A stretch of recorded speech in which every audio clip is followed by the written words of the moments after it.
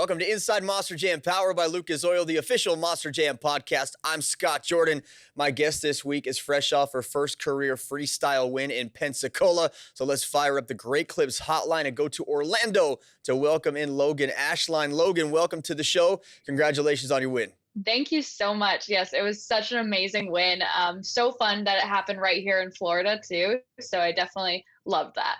Well, let's get to know you a little bit, because a lot of our fans are just starting to see you get into these Monster Jam events. You have a solid summer season ahead of you, along with that big win that you got. But let's talk about your background as far as it pertains to racing, because I know you had some experience before you got to MJU. So talk a little bit about how you ended up getting here.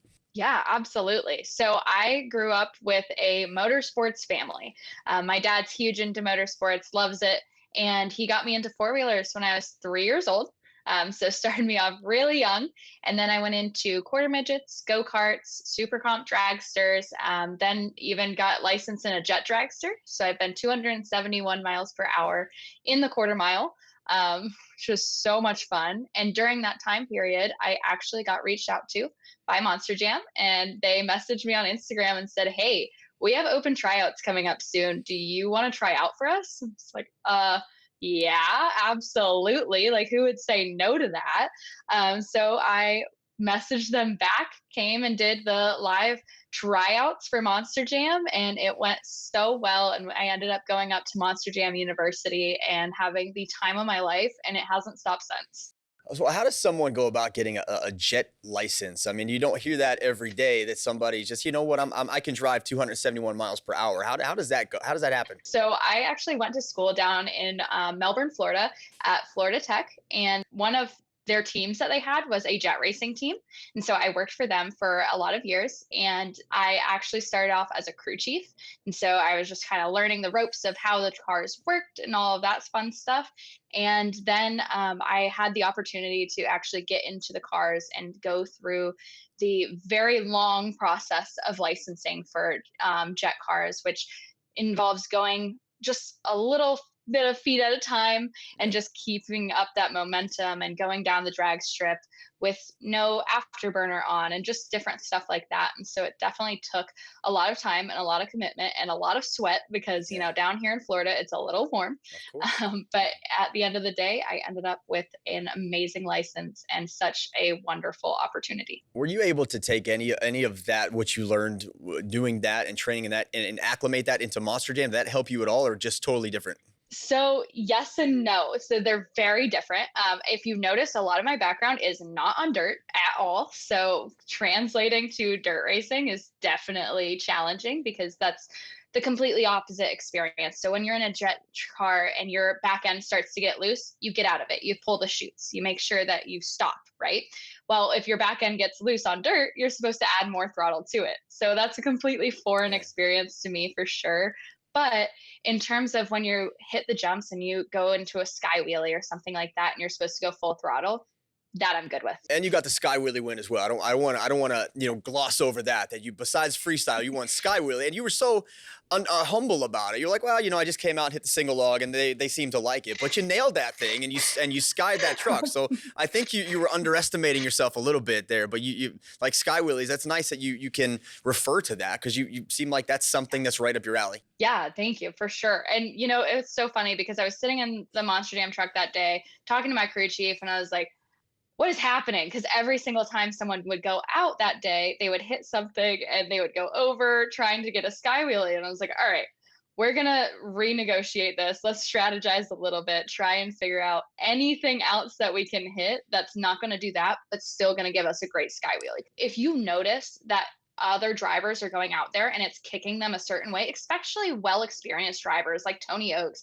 in Thunder Roarus, like that is not a new driver by any means, and he's going out there and he wasn't able to do a successful sky wheelie. That makes you step back and be like, okay, wait a minute, let's reevaluate. Do you ever feel a little starstruck when you're working with some of these drivers like Tony Oaks and Tyler Menninga that have been around and have won championships? Do you ever feel like, wow, I'm on the same level as these people now, I'm beating them as well?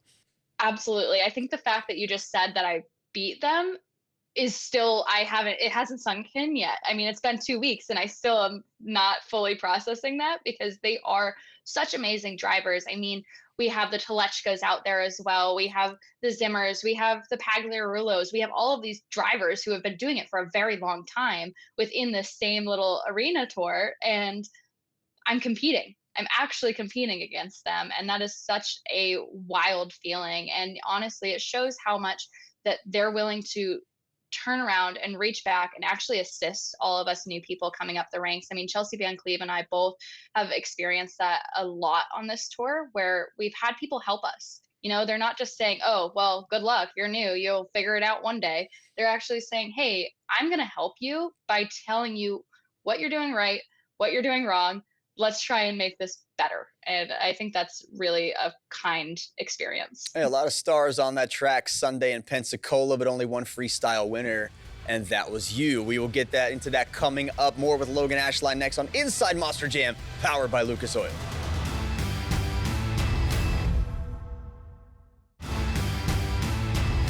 Welcome back to Inside Monster Jam, powered by Lucas Oil. My guest this week is Monster Mutt Dalmatian driver Loghan Ashline. Let's talk about adventures, because when I do research on you, whether it's monsterjam.com, whether it's looking you up online, you always talk about going on adventures, and even your Instagram is LTA Adventures. So what do you consider to be the ultimate adventure? Honestly, it's so funny because I try and make sure that everything is an adventure. In my life, I have experienced some really amazing things, and I've experienced some very simple moments too. And making sure that I look at each and every one of those as an adventure is so important, because I don't want to pass a moment and then look back and be like, wait, that was such an amazing adventure. Why didn't I honor it that way? And so this, honestly, Monster Jam is the most epic adventure I've had so far, easily, because it's just something that in my wildest dreams I could not have imagined. And now here I am as a Monster Jam driver, driving one of my absolute favorite trucks from childhood. And that's pretty sweet. All right, let's talk about the trucks, because when you debuted with Scooby-Doo, you've driven a Megalodon, now Monster Mutt Dalmatian. It feels like you're the ultimate, whatever the Monster Jam wants to put you in, utility player, you go in. Whether it's a dog or a shark, you've got it. So is there one that you like the most? Is there one that offers better vision, one that you just think is a little more stylish or fun to be in? Okay, so that's a great question. I love all of them for very different reasons. One of which is because my best friends drive them, so that's cool. Gotcha. But Scooby Doo is definitely the easiest to see out of. I have gotten that question a lot of times, and by far, Scooby Doo, best visuals from sitting inside of the truck. But then Megalodon, the warmest truck, Okay. definitely the toastiest. And I think Monster Mutt Dalmatian is my all-time favorite, though, because this is a truck that when I was little, it was Monster Mutt Rottweiler when I was little, so it wasn't necessarily the same, but it was still a Monster Mutt.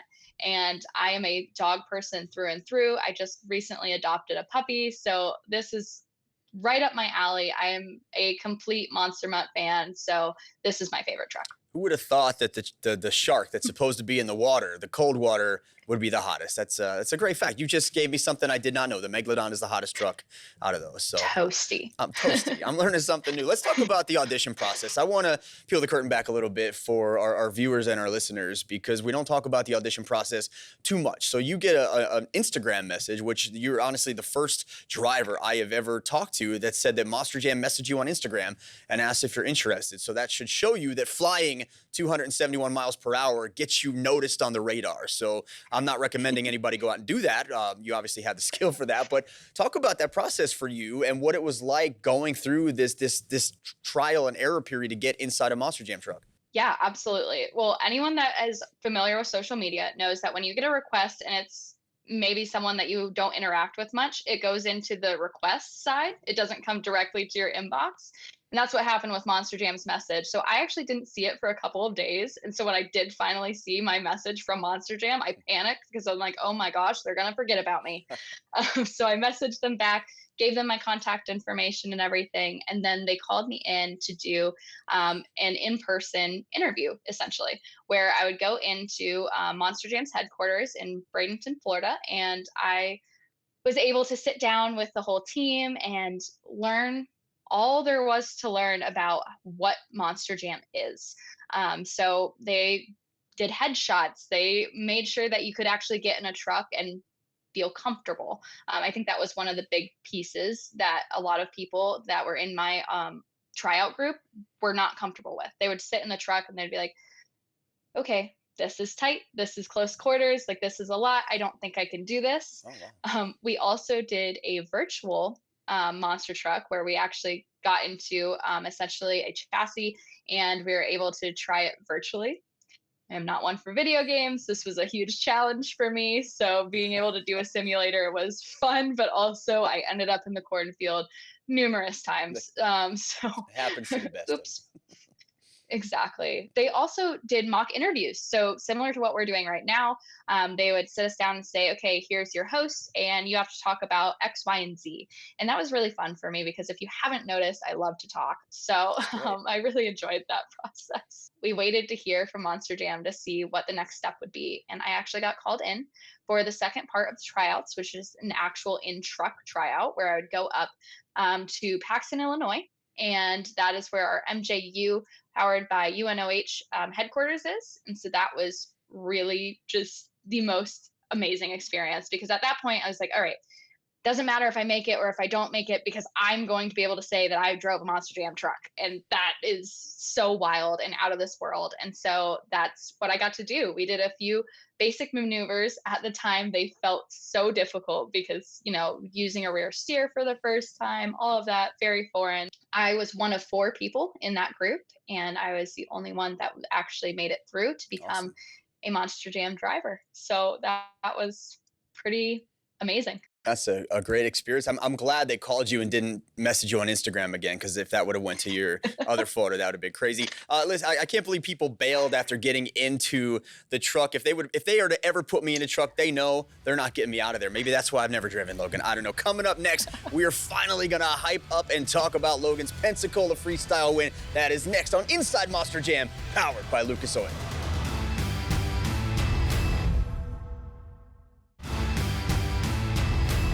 Welcome back to Inside Monster Jam, powered by Lucas Oil. I'm Scott Jordan. I am joined this week by new freestyle winner Loghan Ashline as we discuss her introduction to Monster Jam. Now let's get to the moment that I've been hyping up since we started this show. You go to Pensacola and you win freestyle. Now I want to set this up. It's available on the live stream on YouTube for anybody that hasn't watched it. But just in case you haven't watched it, I want to reenact what it kind of looked like. And we got Gravedigger here. Tyler Menega comes to Pensacola. He wins the first 2 freestyle competitions. He's the world finals freestyle champion. Oh, hey everybody, I'm Tyler Menega. I'm cool. I'm a world finals champion. I got all these freestyles. I'm gonna win this one. But wait a minute. Here is Loghan Ashline. She comes up in Monster Mutt Dalmatian and she does this, folks. See you, buddy. There's your World Finals Championship. I'm the freestyle winner.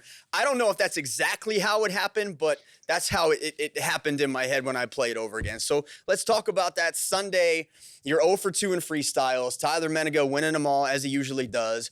Right before you go out to do this run, what's going through your head? Oh yeah, absolutely. So at this point, I'm like, all right, we haven't gotten any wins. We've won Sky Wheelie that day. So we're like, all right, okay, we're feeling a little bit of momentum. And this whole weekend, I've been sending it a little bit harder than most everyone else has, just because I don't know why. I just was. And so that's exactly what I did. I went out there and I hit those jumps as hard as I could. And there was definitely a wow moment in one of them. Notice before we talked about how we weren't going to hit the log stack in Sky Wheelies because we were watching people go over on it. Well, I happened to hit the log stack in freestyle and I did exactly what they did. I went overboard, but it happens that I rolled right back onto my wheels. And in that instance, my safety team went, go ahead, fire her back up and keep going. And at this moment, I think this is what got me to win freestyle, honestly, is because I looked into one of the corners and I saw Tony Oaks with his arms up in the air cheering me on. And I was like, all right, we're done. Let's go. There is no more momentum that you can get than seeing your fellow Monster Jam drivers hyping you up. Right. Like that is such a humbling and exciting moment. And so I just kept going. I started sending it left and right. We had some amazing air. And honestly, I think that's what had us win freestyle.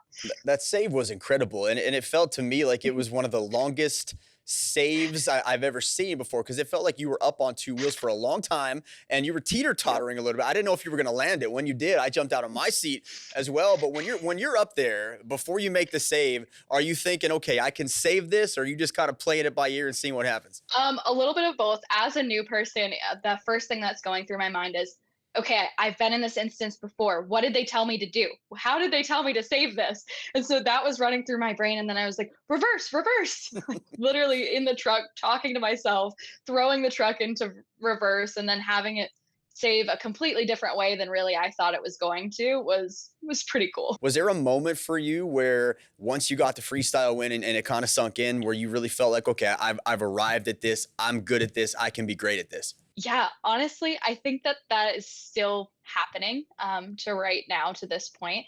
And I think it's the more time I get in the Monster Jam seat, like the more time I'm able to really soak up all of these moments and really experience it all, and know a little bit more of what I'm doing, the more comfortable and confident I feel. I don't think that I will ever be overconfident in these trucks because they have a mind of their own sometimes, but I definitely think that one step at a time, I'm feeling way more confident. And the whole drive home, I was calling everyone. I had the most energy I have had in a very long time. And so I think that definitely once I left the actual event, that's when I was like, this is real. I can do this. Like, I feel so confident. And that's pretty fun. You had a phenomenal score. I think it was a 9.6 something in there, which is really hard to beat. But you did have to wait it out a little bit. I think Tony still had to go, Tyler had to go, and there's a great shot of Tyler out of the truck waiting for his score and literally thumbs downing the audience for not winning. I love Tyler. I've had him on this show. He's very confident, as he should be, and Tyler goes out with that mentality that he should win every time. So I think, when you were watching him, was there ever any sort of question that, oh, you know what, I'm not going to win this because I still have this guy going after me? Yeah, I definitely think there was a lot of those moments, especially when I went back to my pit stall and I saw that Tyler was still sitting in the truck, and I had that recognition of Tyler still has to go. Cool. Okay. Well, this was fun while it lasted, Yeah. because even just holding the lead for any amount of time is amazing. And so I got out of the truck, went to the pits to watch the rest of it, and he went through his freestyle, and I was like, all right, that was good. That was cool. I don't know if that was better than what I did. And so that was a moment, especially when he decided to climb my tire when I wasn't like in the truck. I was like, that's a little unfair. Uh, so, those moments at the start of the competition were a little hard because it's like we don't know until the end. And that's Right. true for everyone. But for me, I was just holding my breath the whole time. And then when it actually happened, Chelsea Van Cleve ran clear across the whole arena to run and give me a hug, almost took me out entirely. But those are the moments that you're just so happy to be a part of all of this. And you got a Rookie of the Year nomination at World Finals. What did that mean to you to, see that highlight reel of you and get your name up there and your picture among the sport's best? That was definitely another moment where it felt very real. I've been doing this for a little while now, and obviously my events have been kind of spread out and far between. And so some people don't even know that I'm a driver yet, and I do. I know that I'm a driver. I have stuff all over my house about Monster Jam because I am so proud that this is a part of my life. And so being recognized at World Finals was really special because that means that other people also recognize me as being a part of Monster Jam. So where can you go from here? You get your first freestyle win. You got a skywheeler win, a couple donuts wins. Obviously, is as a racer at heart, is that where you really want to try to get your next victory? Yes, but also I wanted an overall. Yeah. Like that's my goal next is I want an overall. Racing, absolutely, that's a huge part of my background. That's a huge part of my life. I do want to win there, but I want to go for the overall. And what would it mean to you to win an overall event championship? I just, last week we had Devin Winfield on who won his first overall event championship, and it was surreal for him. He did it in his hometown. But what do you think those emotions would be for you to go out there and grab that trophy and be victorious and look among everybody else and say, man, I'm the best one here today? Yeah, so that would mean that I was consistent. I think consistency is one of the hardest things in this truck. You have to have a lot of seat time to become consistent. And so being able to say, hey, I was consistent from start to end of this day. I was fired up from racing to freestyle, and I want to keep that energy throughout the whole rest of the season. I think that is what I'm really looking for, is being able to say, hey, you've made it this far, let's keep going. You're going to keep up all of this energy, because, honestly, we do this for the fans, but we do it a little for ourselves too, and the fan that's inside of us from when we were children. Now, going into 2025, are we going to see a sophomore slump from you, or are we going to see one of the best second years in Monster Jam history? I'm putting you on the spot. Which I one's mean, gonna I don't think I'm going to go downhill. I think that's negative progress, and we don't want that. So I definitely don't want a sophomore slump. I haven't heard of that one. So let's avoid that entirely, and let's go for even bigger air and better donuts and better everything overall. I love that. Just hit that single log as hard as you can, and sky's the limit there. Coming up next, your fan questions for Logan. Stay right where you are. Or Inside Monster Jam, powered by Lucas Oil, is next.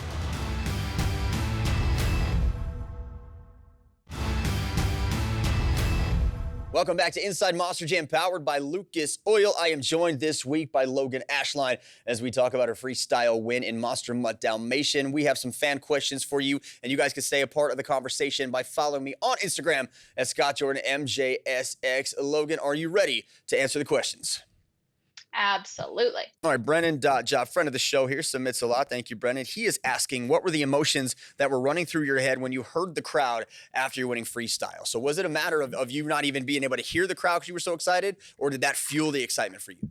Oh, it fueled the excitement entirely. I think I was talking a mile a minute at that point when I got on the mic. And honestly, I had all kinds of crew people. I had all kinds of drivers. Everyone was just coming up, giving me high fives, giving me hugs, congratulating me, because I think that they were able to sink in the moment of like, this is amazing. This is like your first time winning freestyle. And I was still in awe of what just happened. So I think that definitely tons of emotions. The fans were screaming. I have amazing fans already that are messaging me about it and congratulating me still. So I was eating all of it up.